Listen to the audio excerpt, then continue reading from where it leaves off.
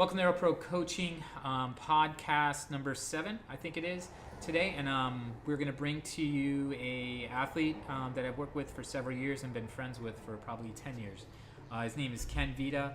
Ken is the 2016 National Road Race Champion. He was second in the crit this year at Masters Nationals. Probably one of the most explosive, winningest cyclists in the Southeast, if not in the United States. Super good sprinter, great athlete, and we're just going to kind of pick his brain a little bit about his training, about him, and then I'm actually doing a coaching consult with him, so we're going to talk about his 2020 season, so you'll get that information as well. Ken, welcome. Thank you. It's good to be here. And so, right off the bat, how long have you been cycling? Geez, I've been cycling what seems like forever. I started racing when I was 15 years old. And even before that, obviously, I was riding a bike. Kind of, fell into racing through ski racing. It was something I used to race snow skiing from up north. And somebody said, hey, why don't you, get a bike and start training in the summer to be fit for the ski racing season. So I did, and found out that I was a much better bike racer than I was a ski racer. And from then on, I think age 15, parents took me to a race to watch. And believe it or not, it was a race that George Hincapie won. It was called the Tour of Nutley. And I saw that race, and I was like, holy crap, this looks awesome. I'm hooked. And a couple months later, that summer, I entered a race and essentially won solo off the front, lapping the field. So from then on, I was like, okay, I think this is my sport, and pretty much skied for fun from then and just trained for cycling the rest of the time. So your second year is when you lapped the field? No, it was literally my first bike race ever. Nice. Yeah, it was just a junior race and stuff too, but yeah, it was definitely a cool experience for sure. And the following year, I was racing side by side with Hincapie, so that was nice. Quite a change. And do you remember what bike you were riding? My first bike was actually an aluminum Schwinn. We used to call them 10 speeds back in the day. It was probably 12 speed or, at that time. But yeah, I remember I bought it with paper route money. I think I spent $450 on it. Everybody thought I was insane. Most expensive thing I ever bought. It was cool. It was a red bike. It was aluminum. Down tube shifters and stuff like that. And then I think I rode that for a year, and then I spent like $1,000 on just a frame and bought a carbon bike. And then from then I was hooked. And did you play any other sports in high school or college or anything, or just cycling? I ran track and I played football in grade school. But once I got into cycling, that kind of, all my time was dedicated. And like I said, I was a ski racer too. I did that for the school in high school, but cycling took over once I started. And just to kind of talk a little bit about so junior cycling probably was a little bit, I don't know, we'll say more popular. As of recent, it's not as popular, especially here in Florida. Like, if we go to a race, if it even has a junior event, the junior fields are pretty small. What's your take of junior racing now versus what you had back then? Like, do you see the fields bigger, smaller, more competitive, less competitive? What's your take on juniors?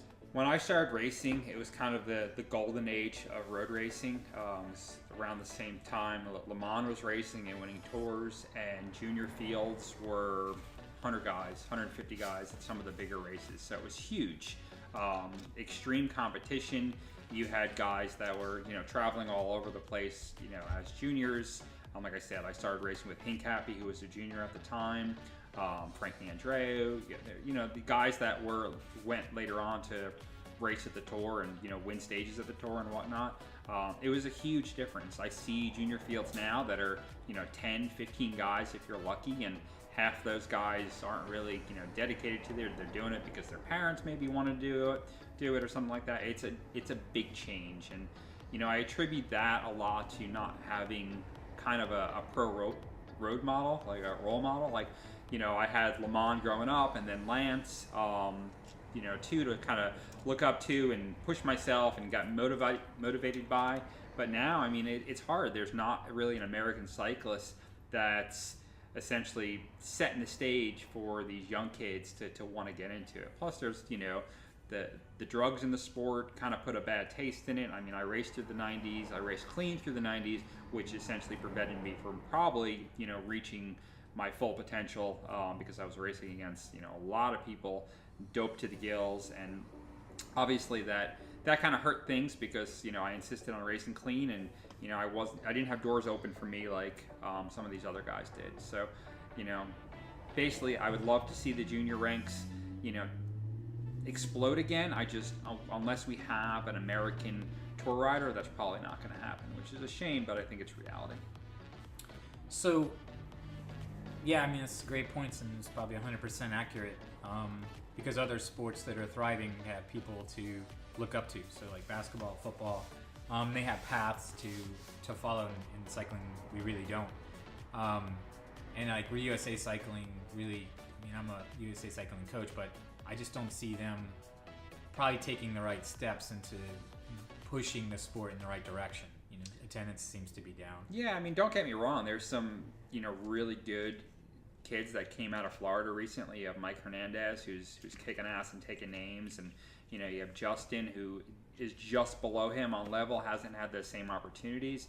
But there are two kids recently that we raced with as juniors. They were doing the senior races and doing really well. And Miguel Byron is another one that I remember racing with as a junior. He's riding for Hincapie. So we are still producing some guys, but the talent pool is so much smaller now. So you even go to a national junior level event, and there's 50 guys in the race as opposed to like 150. So I think it is. I think it starts.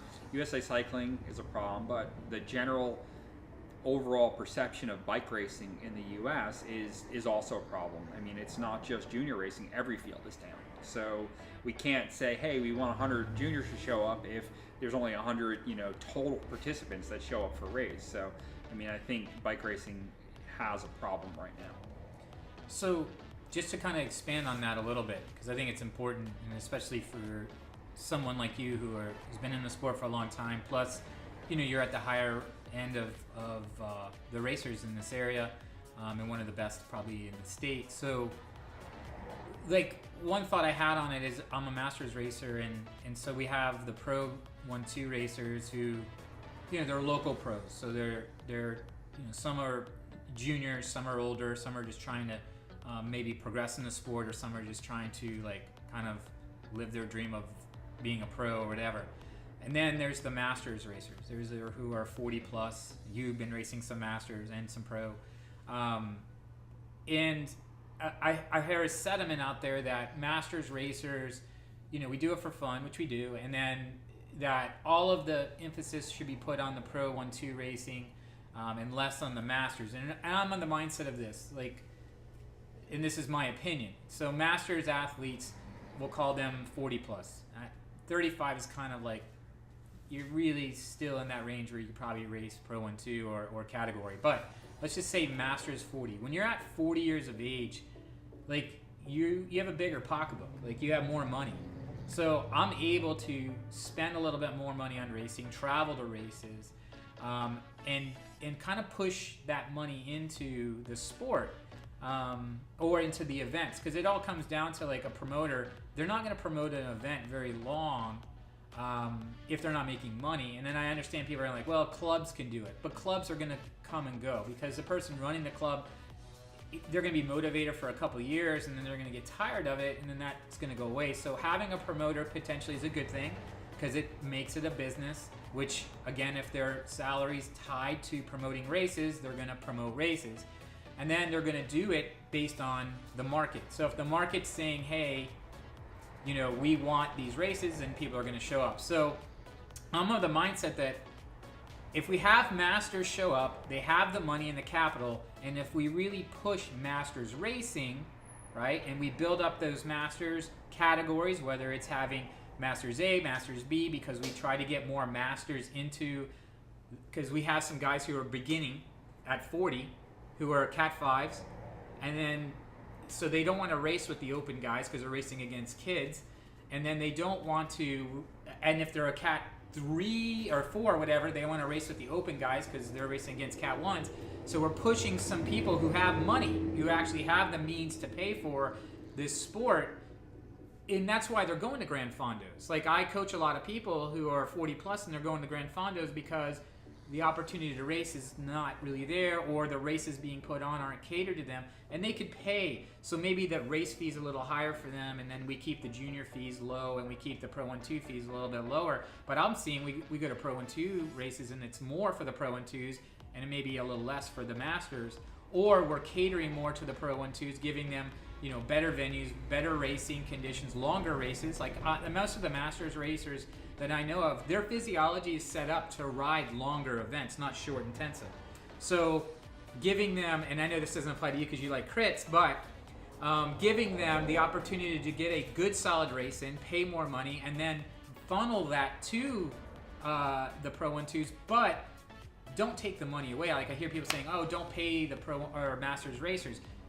I can tell you, I never do a race personally for the money, but at the end, when somebody hands me a little bit of money, it's like a mental thing. So it's more on the mental side of, hey, I'm racing, I paid $50, $45 for a race fee, I'm getting to ride for 3 hours in a hard race, and you know, I may have the potential to win $100. Then some of my money can get funneled to the other categories because I want to help cycling, not only as a coach but also as a Masters racer. Do you think that's the wrong approach, or should we just say, hey, Masters guys, this is it, you're getting paid nothing, here's some trophies, and we're going to push it all to the Pro 1-2 level? Like, what's your thought of that model? Or I think there's a couple things that we could address in that scenario. One is the events.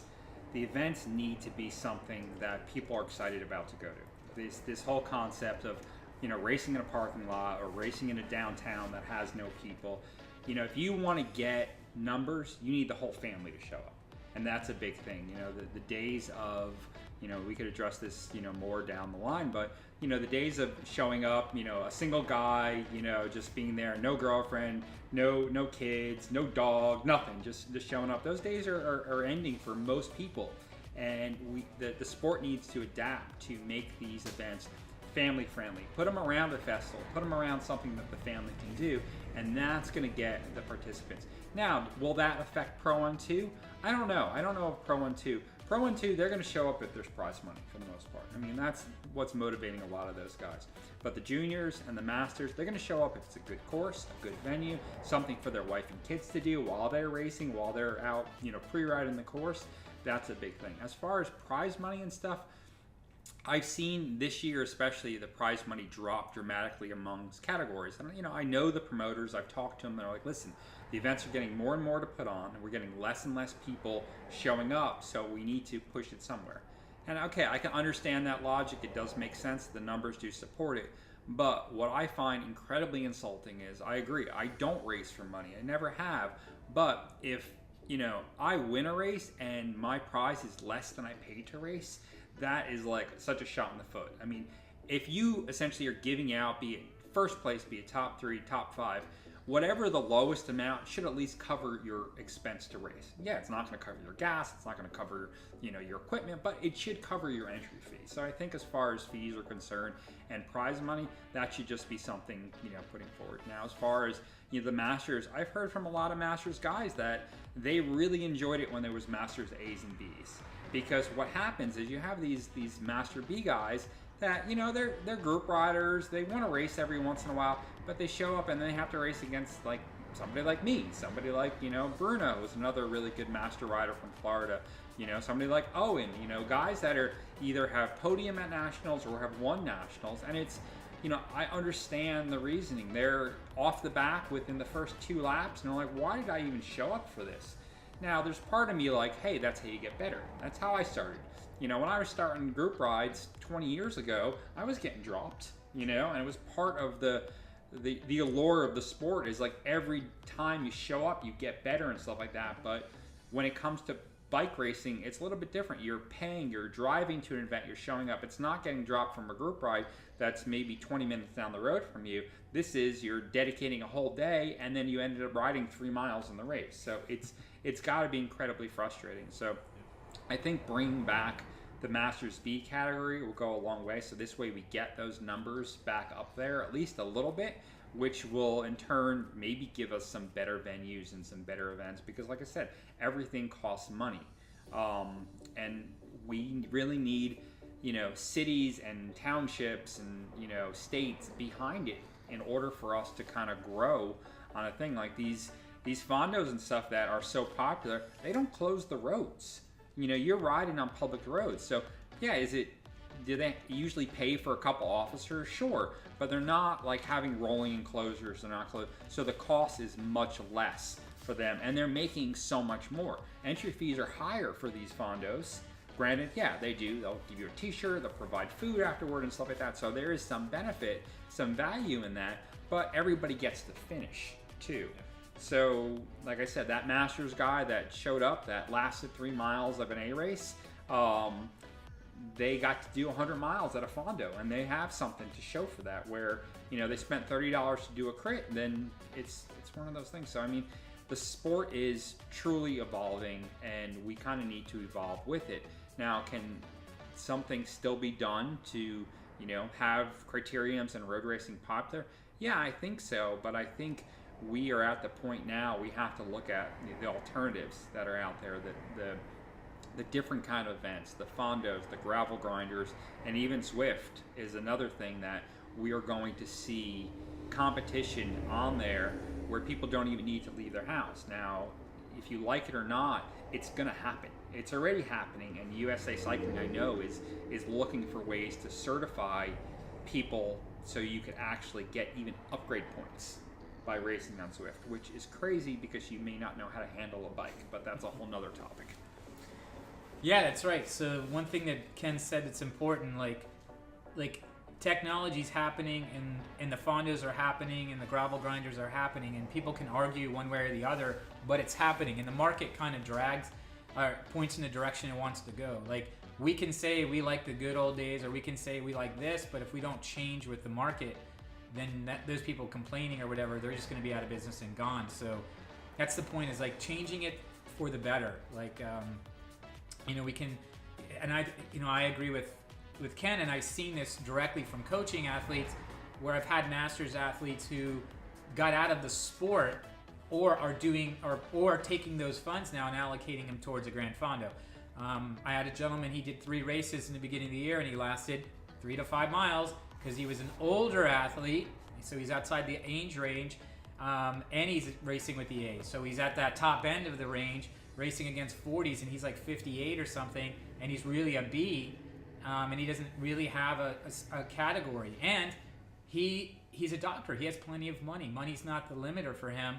He has money and time. And so I have a lot of people that have money and time, and they just need the right motivation. They lose the drive when after 3 miles they're out. So now they go to Hincapie. They do, and they're providing a great experience. So Ken nails it there. Let's see. I want to go and tackle some things here. What is your greatest achievement in cycling? So you've been doing this for a while. So what is the greatest achievement for you in cycling at this time? I really have to say when I won the 2016 Masters Road Race National Championship, that was by far something I've been working through my whole career. I had podium multiple times as a junior, as a senior, and it was something I always wanted. I always wanted to represent the Stars and Stripes by being able to wear that jersey throughout the year. So that was one of the culminations. And what the greatest part of that win was is I didn't expect it. I was up there to race the crit. I was doing the road race as kind of a warm-up, and I ended up winning the road race. And I was over the moon with it, and it was definitely one of the proudest, greatest moments of my cycling career. Yeah, it was awesome. I remember seeing the picture on social media and being really happy for you. So, and then what is the greatest failure? The greatest failure is also at Nationals, and I actually go to this year. Getting second at the National Criterium Championship this year in a sprint is something that has haunted me ever since it happened. For those people that weren't at the event, I essentially kind of led out the sprint from the last corner. I had somebody to chase down, so I had a carrot, passed him probably with 200 meters to go, and thought I had the win. So in my head, I was already celebrating the win, which was probably the biggest mistake I made, because I probably, not knowing, probably let up a little bit, enabled myself to get past, and I ended up losing by about a tire width. And that was one of those things that I can't have back. And it would have been so great to have that win 2 years later at the Crit, especially because it was relatively a local race in Georgia. So it's kind of a no-brainer. I had my daughter up there, I had my wife there. So yeah, that's a hard pill to swallow, and I'm kind of using that as motivation moving forward, which is what you really have to do when you have a big loss like that, is to instead of just being down on yourself, you really need to use it and use it to motivate you for the future.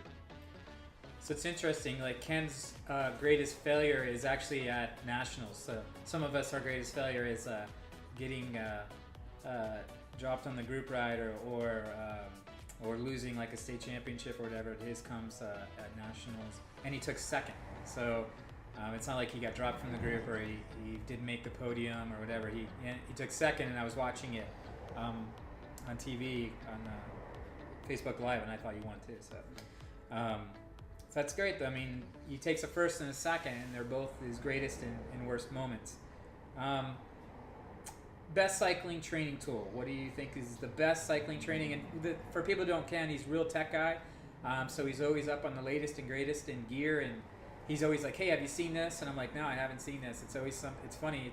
He brings, even though I do this 24/7, this is my job. He's always up to date on the newest technologies in cycling. So what would you say is the best tool, training tool for the money, or best tool that out there? I think the best tool, and it's something I've used even before we got high tech with it, is an indoor trainer. It is something that enables you to ride at any time of the day. It's something that enables you to give 100% focused workout, 100% pedaling, because even if you're outside, it's never 100% pedaling, because you got to stop for red lights, you got to stop for stop signs. You do coast every once in a while, and obviously the technology has grown leaps and bounds with the indoor market, and we touched on Zwift and things like that. But I think for me, and I think if you have the right mindset, the best tool out there is an indoor trainer. If you want to get faster, if you're just concerned about seeing pretty scenery and being outside and things like that, hey, it's not the greatest thing. It's torture. I sent Roy a picture this morning of me riding, and he's like, "Why is it so dark?" I'm like, "Well, because it's a pain cave." I mean, that's essentially what it is. I mean, that's the best way to put it. I don't get on the trainer to have a good time. I don't get on the trainer because I enjoy it. I get on the trainer because I want to get faster. So as far as training tools, there's really nothing better in my opinion. So just on the carry over on that, and just to get the insight of someone like Ken, because like he's again one of the most winning cyclists in the area. I mean, the guy wins every single time, and sometimes he's not fit. So I see his data quite often. And I'm like, well, he's winning races and he's not really at his best, and so I think part of what he just said is the mentality in his head. So when you train or when you get on the bike, it's not for this. I mean, basically, it's not for enjoyment. Very rarely it's for enjoyment, honestly, because what I enjoy winning. It's not even I enjoy racing. I enjoy winning, and that's honestly, why I ride, why I train, what is my motivating factor. It's winning and being on the top step, and it's not podium, because obviously my second place at nationals was not enough. So yeah, that is my biggest motivation. I mean, yeah, I do. I love bike racing, and I love bike riding. I love, the group rides where I could catch up with my friends and see them and stuff like that. It's kind of my social time also. But why do I train? Why do I suffer and stuff like that? It is to win. And that's important, because that's like the thing of motivation. Like, this thing of motivation. I think motivation is like fleeting, but being driven by something is lasting. So what I mean by that is, like, he's driven to win, and so he'll sit there in the middle of darkness on a trainer, and so that's his drive. That drive that's how he gets up every day, and that's how he gets on the trainer and does his work, because he has a drive to win. And so not everybody has that. Like, some people don't. They're driven to win the group ride, or they're driven to last, or to go and do the Handicap Grand Fondo. So that's your drive. if you don't have a driver, if you're not driven, you're never going to get to success, whatever that success may be. Motivation is just, I can watch video or we can listen to Ken. I'll be motivated for like fucking 20 minutes, and then I want to go take a nap. So, but if I'm driven to do something, like he's driven to win, then he knows that I can't nap because I got to get my recovery in. I got to fuel. I have to get ready for tomorrow's training. And that's important, because that's a big takeaway with what Ken just said. And I think sometimes we want to be comfortable. So trainers aren't comfortable. They aren't comfortable at all. There's no coasting. There's no drafting behind someone. 100% of what you put in is what you get out on a trainer. So it's interesting he says trainer, because I thought he was going to say power meter. So that's cool. I think that's a great insight. And I think, especially this time of year, a lot of us are going to be on trainers. So, so the next one, mindsets. I'm going to just go right into mindset, because Ken really, this, in my opinion, is his strength. Sure, his 1 minute power is great and his 5-second sprint's awesome, but I think his mindset, and I want to, he just shared a little bit of that mindset. So I want to dig a little deeper. When you get up in the morning or later in the afternoon, when you're getting up, you have a kid now, all right? So you have a kid, you have limited time. You can't ride 20 hours a week like some people out there who are higher, at these certain levels.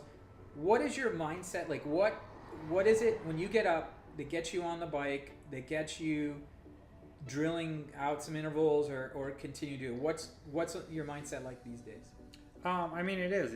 It's changed a little bit. I mean, you mentioned having a kid. I do. I have a 1-year-old daughter, and she's definitely changed my world quite a bit. And I find myself, basing my rides based off her nap times, which is, something different for sure. But it really, my mindset really hasn't necessarily changed too much. I think it is like that motivation to win is still there. That motivation, I think, in fact, it's changed a little bit, because now I am not just motivated for myself, I'm motivated to be a good influence and a good role model for her. I want to be, I don't want to be that dad that, is telling his daughter, being like, hey man, when I was in high school, I was the star quarterback. I was so awesome back then. And now I'm an overweight person sitting on the couch and stuff like that. That's never going to be me. I want her to grow up knowing that no matter how old you are, you could still win, you can still succeed, and that's a big thing.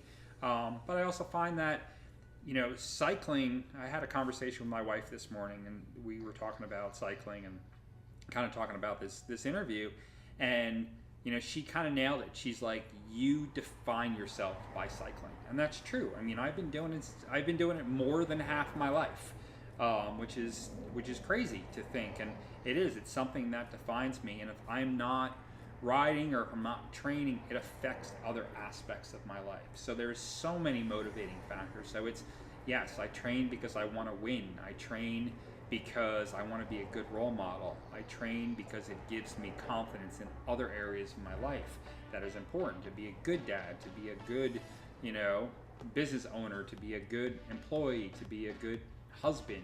These are all things that are important, and I find myself that if I don't have that time or that success on the bike, all those other things suffer.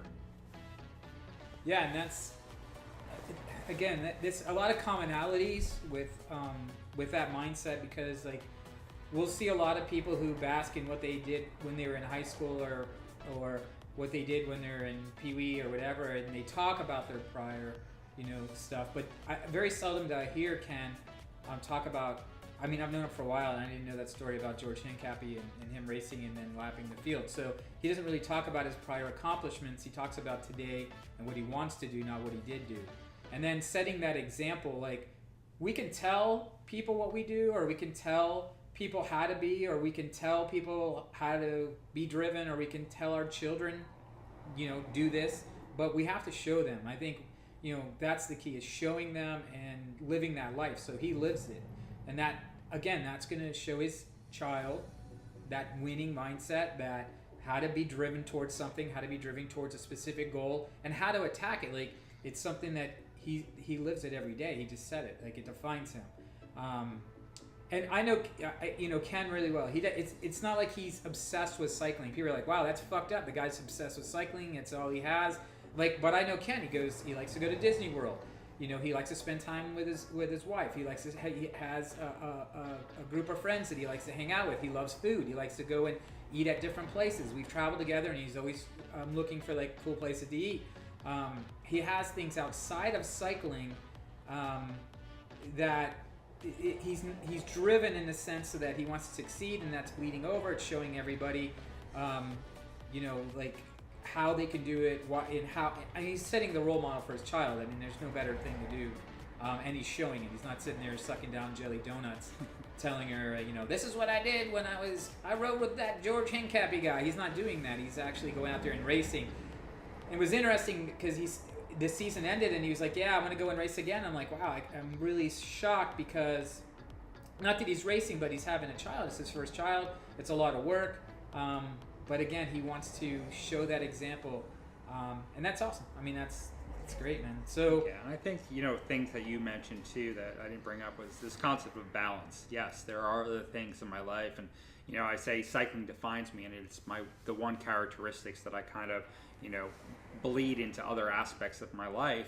But it's really important. You can't be, in my opinion, you can't be a well-balanced person and just, hey, if I was getting paid to race bikes and stuff like that, I was 20 something, preparing to do the tour, yeah, my life would probably be wrapped around, I'd be doing 30 hours a week on the bike. But what we'll mention is that people they see me winning and they see my results, but they don't realize the fact that I'm riding only 68 hours a week on average.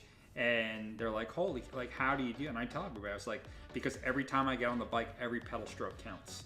It's so focused and so dedicated that I can do that rather than have to put in 15, 20 hours on the bike. And granted, I have years and years and years of base built up in my body over time, but you can manage everything. And somebody's like, oh, I can't race, I only have 10 hours a week to train and stuff like that. That's horseshit. I mean, like, it just means you don't want to suffer on the bike and you don't want to get better. You just want to keep doing the same thing. So yeah, there's definitely some structure there, and having it's, people say work-life balance. I have cycling work-life balance. That's pretty much my three things that I have to worry about for the most part. And it's like he said, it's not that you can't do it. You're kind of choosing not to do it, because I mean, you have people who are doing it, like Ken's doing it, right? Like, yes, he has some gifts, and so he's at the top end of that. But if you fall anywhere, 10%, 15% less, you're still on the podium, which is pretty good. So, and he's doing it in 6 hours, and that's not some bullshit 6 hours. It's like legit. We can show you all the numbers, but here's the difference. If I give somebody 10 hours, it takes them 10 hours to get 6 good hours. And when I give Ken 6 hours, I get 6 good hours. And that goes back to the mindset. He's driven, he's purposeful in his training, and he's not sitting there, just riding around, again, for fun. And he does do things for fun. So he just shuts that off when he goes to work. And he knows, like, to get the output that he wants, he has to put something in. And sometimes I think people want, like, I hear people, man, Ken's so good. I'm like, but he works really hard. So if you're driven and you want to be as good as someone at the top of their game, you got to come in somewhere close to that, right? And if you're only doing 50%, because you're getting 10 hours and you're only doing about 5 hours of good work, it's not going to work. Now, if you give 10 and he's giving 6, you're kind of less in that gap. Sure, genetics plays a role, his past history and all that, but you'll get closer. Not saying you're going to beat him, but you'll get closer. So somebody could always hope for a mechanical. That happened a couple times this year. That's right. I know when I race against Ken, I hope for the mechanical.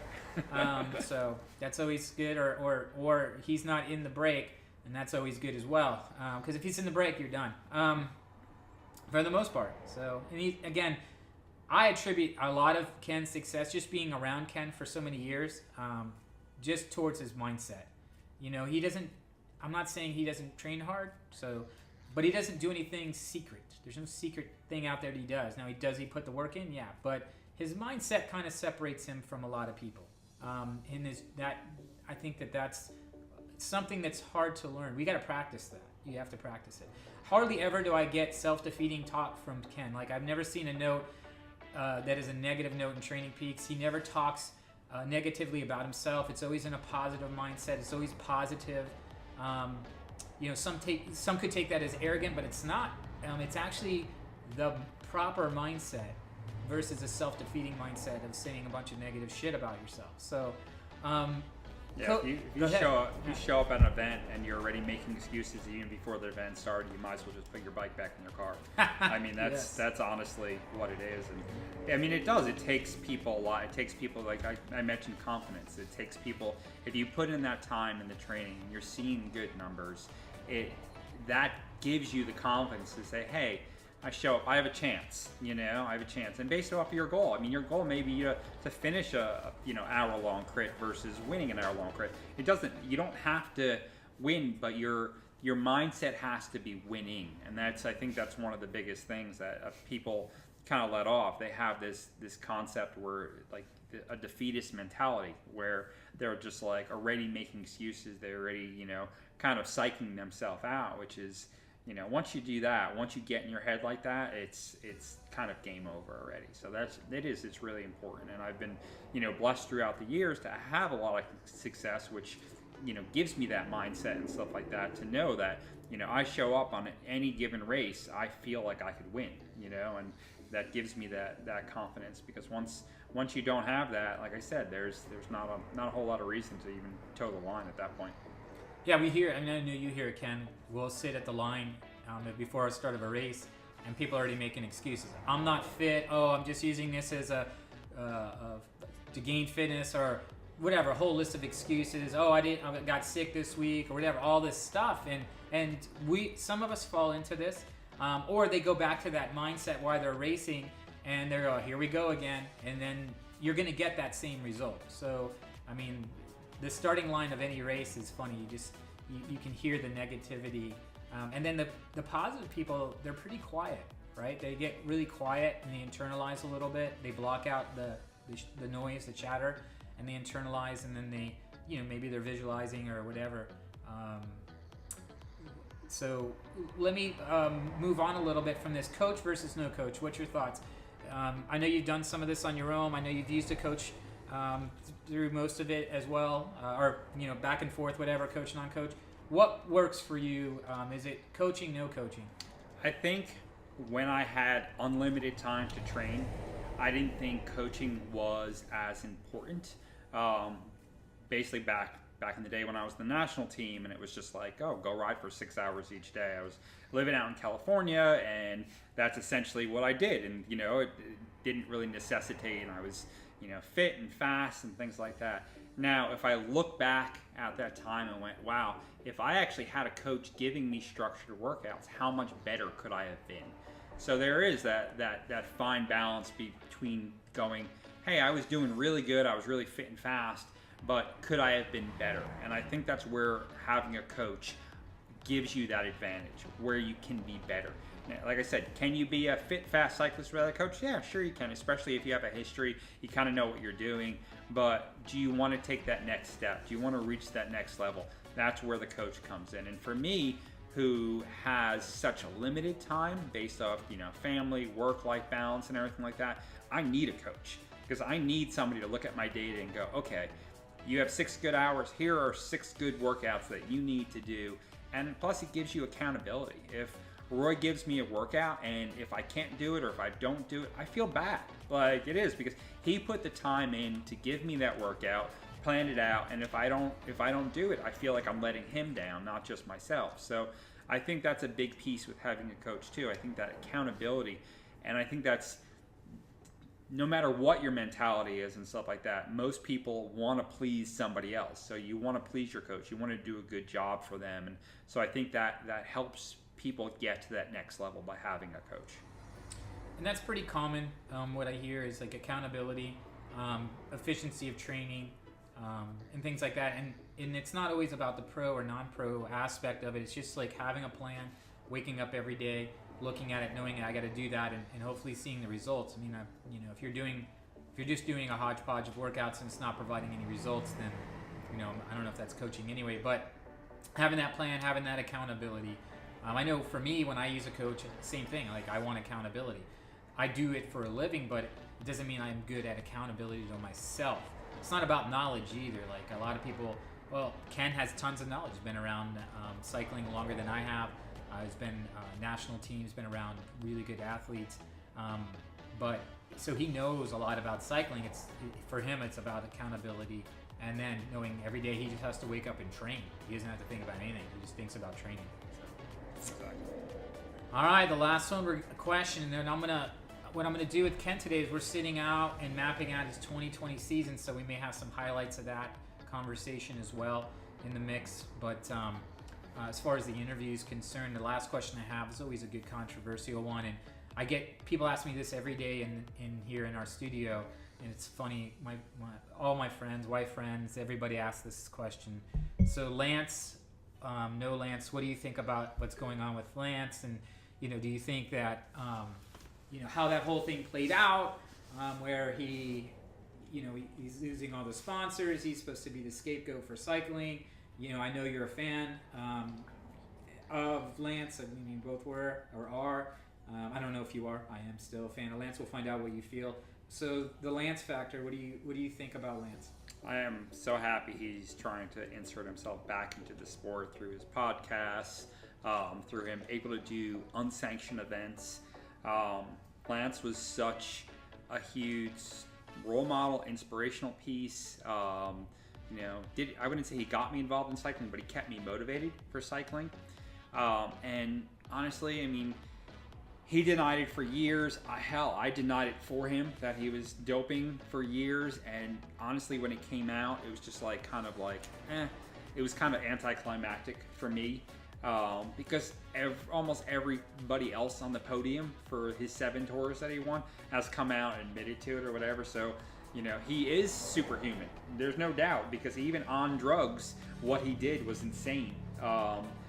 But he wasn't from another planet superhuman to be able to compete against guys doped to the gills throughout his 7 tours. So, I'm still a fan. Do I hold any animosity to him? No, not really. I mean, he probably acted the way I would have acted if I was in his position, so I can't really fault him and stuff like that. It sucks that, so many people felt hurt and betrayed, but I'm like, did he kill your kid? No. I mean, come on, get over it. I mean, he did more good for the sport than any other American that has ever raced a bike has done. So, I mean, he made things more popular. He put Trek on the map. He made the tour a household name in the U.S. So, I mean, I can't fault him, and I do. I follow him on social media. I would love the opportunity to ride with him at this point. So, and I actually have. I've raced with him, back in the day, but that was another story. That was pre-cancer, and he was kind of an ass for sure. But you kind of get that way with immediate success like he had. But yeah, I would love to race with or not race, but at least ride with the new Lance and, kind of see how he is as a person. But like I said, I am a fan. In my opinion, all is forgiven. He should be allowed to be involved in the sport again, just because I think he would do a lot of good. Yeah, I mean, I'm of the same opinion. I mean, yeah, he did some things to people that were not nice, maybe, that maybe we deem not, I mean, it showed what he was an asshole. I'm sure I've been an asshole plenty of times. But then the good that he's done as far as for cancer, I mean, you can't overlook that. The hope. I mean, I have people coming in at least weekly who are cycling today because, Lance, he said he beat cancer. I had a friend who had cancer. I got a bike. I did a charity ride. I had a lady in here. She had breast cancer. She had the yellow bracelet on. You don't see those too often. And she's a fan. I think the people out there that are a little salty, a little delusional, right? I mean, especially the guy that you're spending all this time, money, and effort bringing down one individual when everybody was doing it. And I'm not saying it's justifiable, but everyone's doing it. And there's a right way and a wrong way of doing things. And in my opinion, it was done in the incorrect way. You have people like Postal Service who would probably be bankrupt or should be bankrupt. And then Trek, they were going in the wrong direction. Oakley, Nike, all those companies that were backing him and who made millions of dollars off him turn away and so forth. So But the people who aren't turning away are those who survived cancer, like who actually were going to die, but decided they wanted to get up and live. So, Lance is for that, to me, I think that's commendable, and he's still the 7 times Tour de France champion. I mean, they haven't handed the polka dot jersey, the sprinters jersey, the white. They didn't hand that to anyone else. Like, those people still have those jerseys. It's just supposedly he doesn't. So he does. He's still the 7-time champ, and the most impactful cyclist. Now, I've met Frank Abreu. I met Greg LeMond. Great people. Awesome people. Greg LeMond and his wife are awesome. Like, really, really nice. And sure, I feel bad for some of the stuff that I'm privy to, and I'm sure there's things that I probably wouldn't agree with. Same thing for Frankie, but I also think that one person can't be the scapegoat for cycling.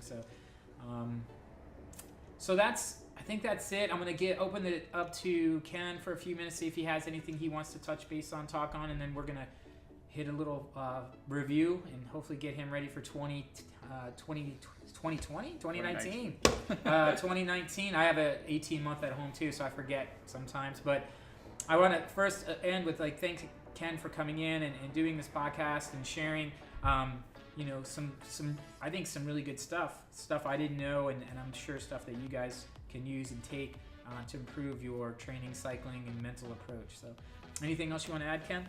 No, not that. I think one of the going back, kind of bridging all the topics, Lance and winning attitude, and showing up with that winning attitude. One of my favorite stories about him is when he won his world championship, and he's on the line, and it starts downpouring, and the weather goes horrible.